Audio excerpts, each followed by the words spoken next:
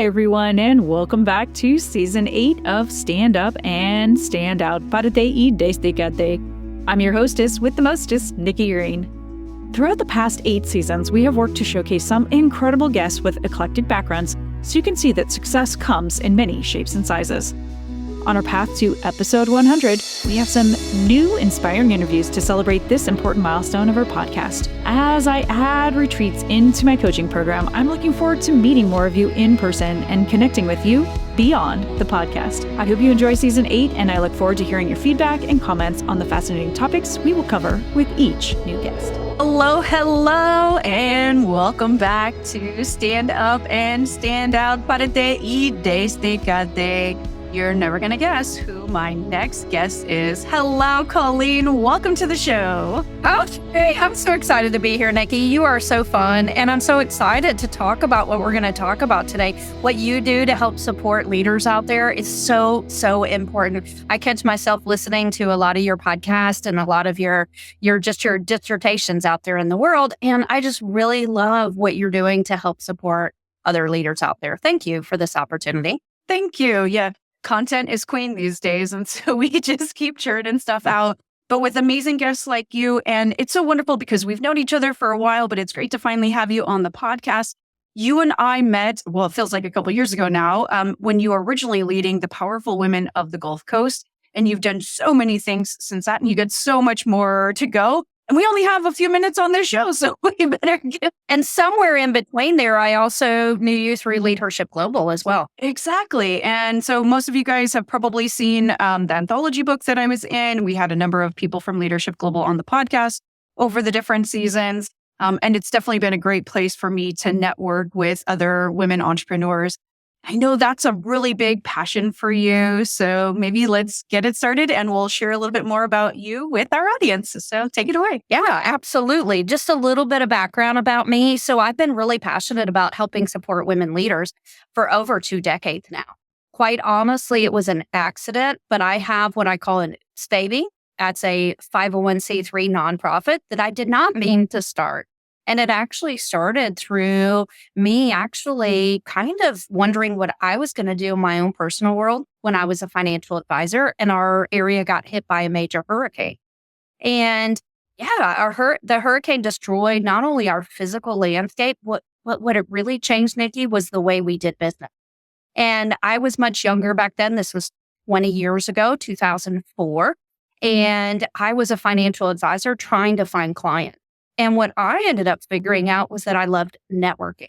And I could sit there and network with somebody, whether I had a glass of wine in my hand or a plate of cheese or even just a business card. And I love that personal one-to-one interaction and more of a social setting.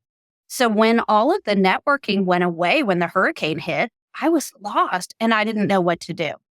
And that's when I realized, hey, community is so important. Having other people around you that support your passions and your missions is so important. And so that was Powerful Women of the Gulf Coast, which was birthed 2004. So we're actually celebrating 20 years this year of that organization. Well, that's so exciting.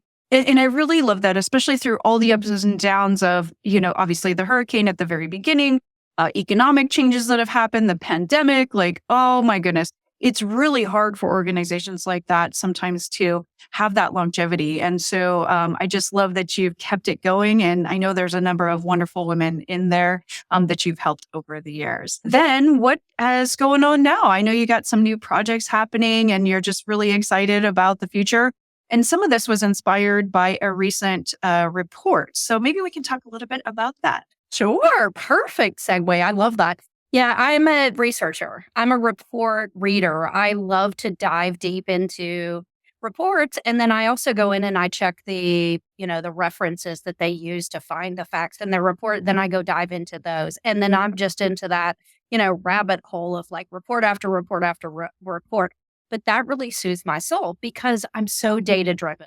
So reports really help me see what data is out there. And this is one that I refer back to quite a bit. This is the United States Small Business Report that was done on women's entrepreneurship and women's small business ownership. And it came out last July. This new one should be coming out pretty soon. But in this report, they identified that women are opening just as many businesses as men these.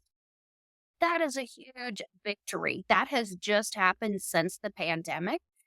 So 2021, 2022, and 2023, women opened almost 50% of the total small businesses opened in the United States. That is huge.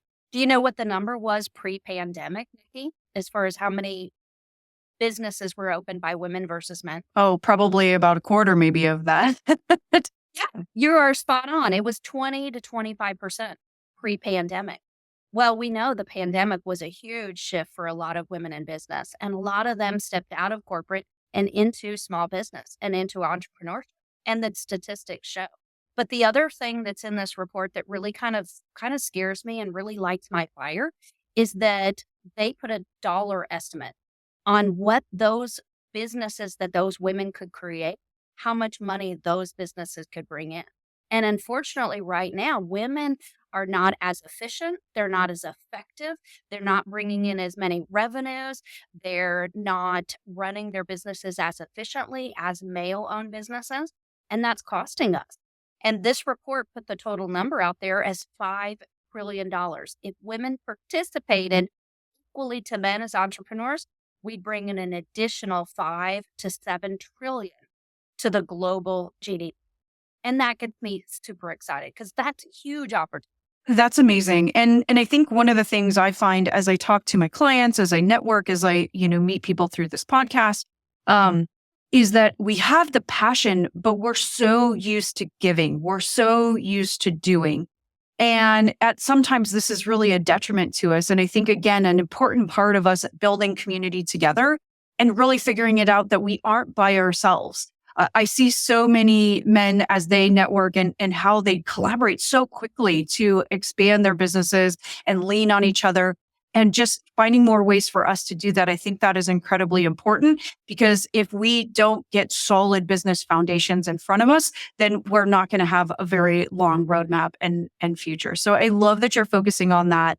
I can always see the stop between like your financial, advisor background and the data analysis that you do today. But I think it's an important thing to really spur us on is it's not just, some random TikTok video and somebody spouted some things, but really like factual evidence that's been done through a bigger research that, is going to get revised hopefully again this year and give us some new updates. So let's talk about, I know you kind of have 4 keys to unleashing women entrepreneurs, and some of this is spurred by the report. So let's share a little bit about that. Yeah, absolutely. And this was a big deal in my world. I hit burnout in 2021. So right after the pandemic, yeah, you too. So many women leaders have, so many leaders in general have. And what I realized was I was probably in functional burnout for a good majority of my career. I was existing and I was functioning, even though I was probably clinically in burnout. It wasn't until the pandemic that I probably realized it. And so one of the things that I did during the pandemic, just like you said, it's so important to get out there and build relationships and get to know other people. So during the pandemic, I called all of our members of Powerful Women of the Gulf Coast, not only just to check in with them, but to just, yeah, exactly. What are you up to? Like, my life's not feeling so great. Tell me what you've got going on, because maybe that sounds more exciting than whatever I was dealing with my own head. But I also wanted to know what had the organization done to prepare them as leaders in business. What were they dealing with during the pandemic that may be different than male counterparts, because we were all affected by the pandemic. And one thing I was surprised about, Nikki, was that as I started these conversations and women started mentioning things, they all started to have repeating patterns. They all started to fall into like what ended up being 4 different buckets.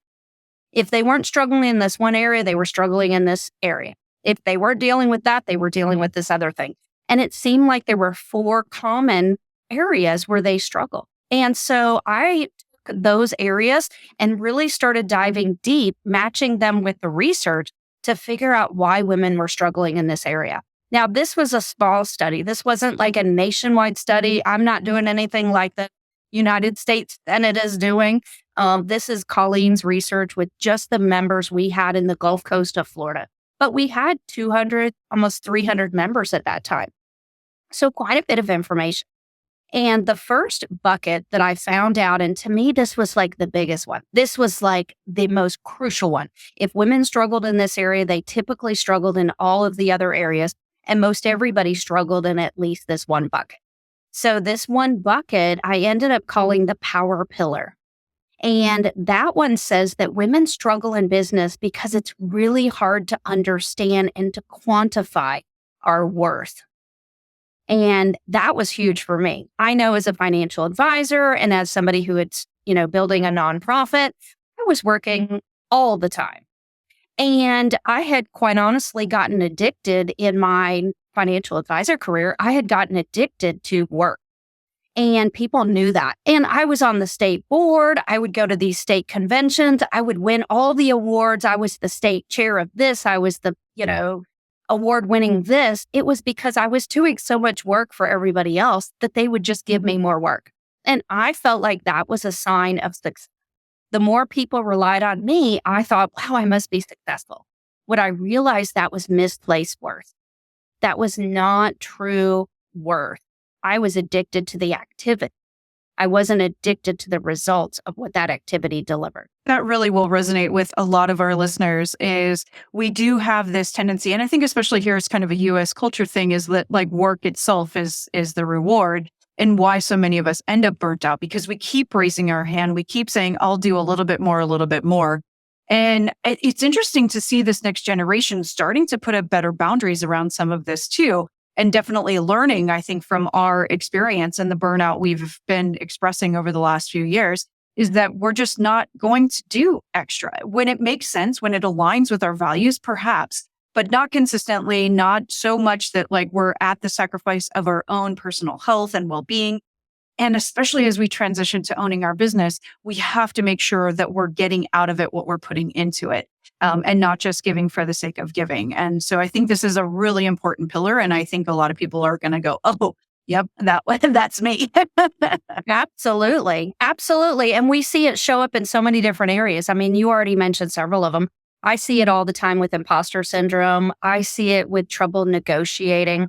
I see it sometimes when women have services, but they're willing to discount on their pricing.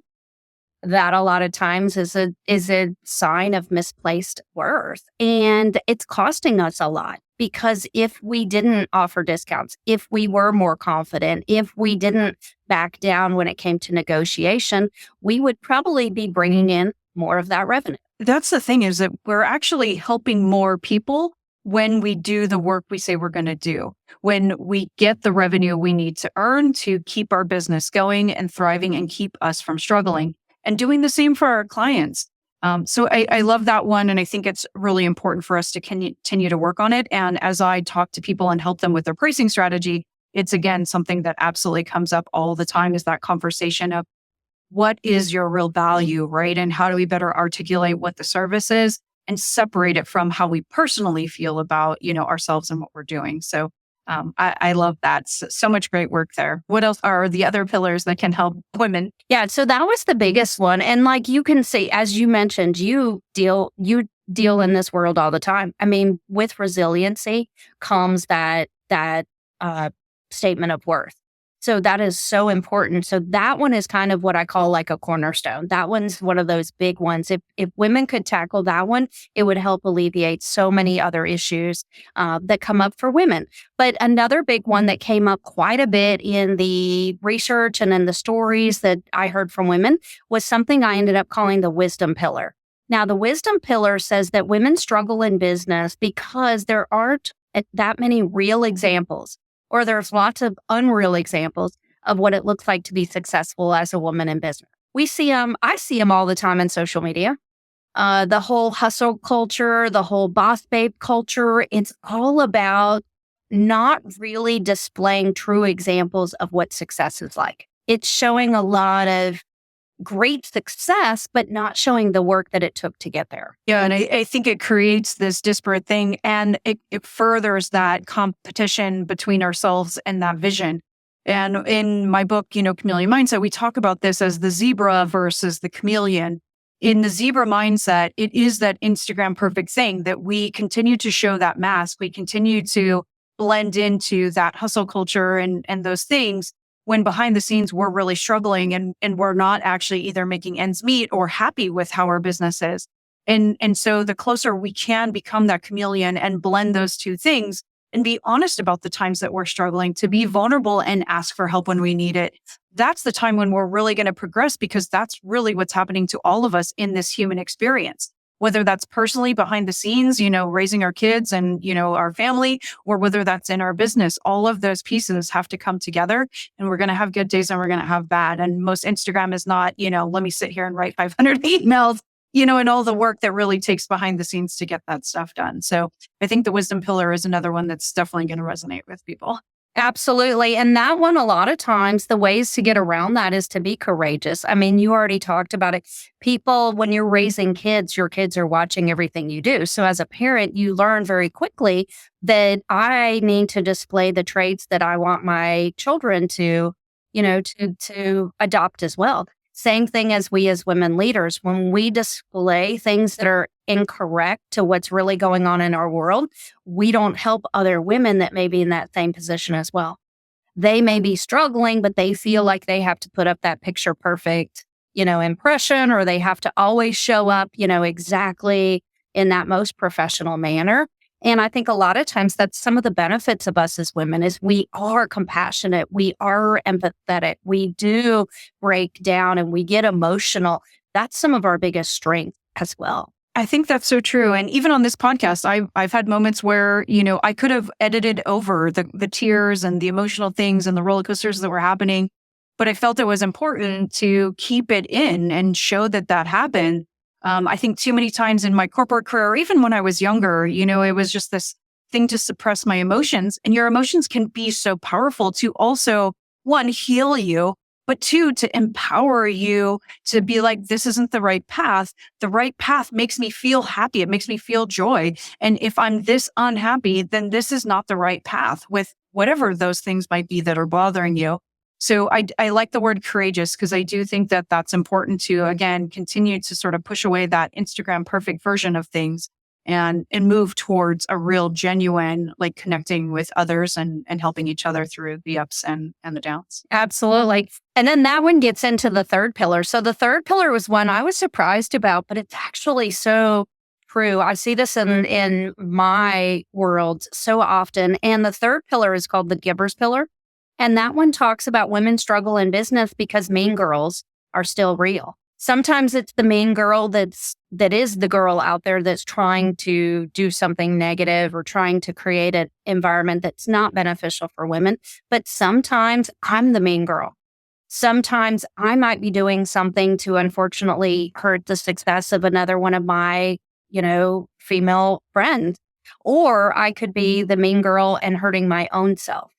That's where we see a lot of self-sabotage. That's where we see, just playing under almost like a different set of rules, but not a rule that really helps support women leaders. I can see that legacy of just too many years of that being how we were taught and how we grew. And it gets stuck in there sometimes. And it's definitely a pattern we've got to break.